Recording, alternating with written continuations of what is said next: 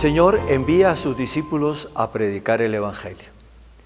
Hay aquí varios aspectos bien importantes que tenemos que tener en cuenta. En primer lugar, los discípulos van a continuar el ministerio de nuestro Señor Jesucristo.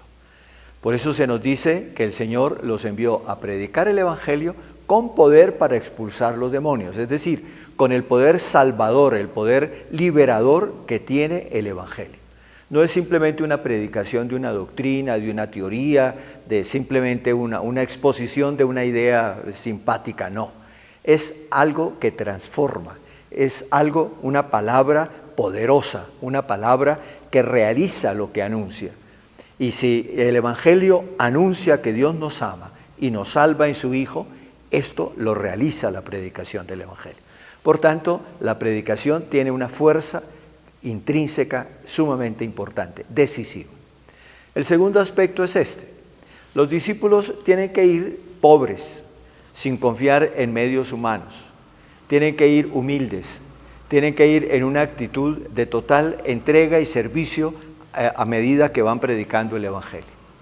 Esto tiene también una importancia fundamental, porque si el Evangelio, como lo acabo de decir, tiene una fuerza intrínseca, es poderoso en sí mismo, los discípulos al predicar el Evangelio tienen que tener conciencia de que no son ellos los que realizan el éxito, no son ellos los que dan fuerza a la palabra, no es su elocuencia, no es su capacidad de liderazgo, no es su capacidad de servicio, no son sus cualidades personales las que hacen exitosa la predicación, sino que el Señor es el que actúa a través de ellos.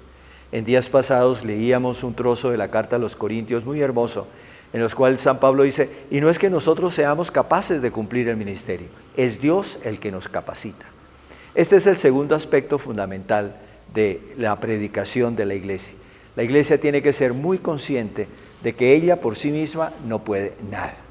La iglesia no es una ONG que por la eficacia de sus métodos, que por la eficacia de sus políticas va a tener éxito. No, la iglesia es simplemente aquella que con su predicación, una predicación fiel, una predicación verdaderamente obediente a la voluntad del Señor, hace presente la fuerza salvadora de Dios. Y esto es hermoso realmente para todos nosotros, porque esto nos ayuda a comprender cómo todos podemos ser verdaderamente predicadores del Evangelio. No necesitamos saber muchas cosas, no necesitamos haber ido a la universidad a sacar cartones en teología o en filosofía o en ciencias religiosas, no necesitamos nada de eso. Lo único que necesitamos es amar al Señor Jesucristo y estar en profunda comunión con Él, de tal manera que de esa comunión con Él venga nuestra fuerza, porque entonces nuestras palabras van a ser sus palabras. Entonces nuestros gestos, nuestras actitudes van a ser sus gestos y sus actitudes. Y por lo tanto lo que nosotros hagamos a lo largo de nuestra vida va a ser fundamentalmente la presencia misma de Cristo en medio de nosotros.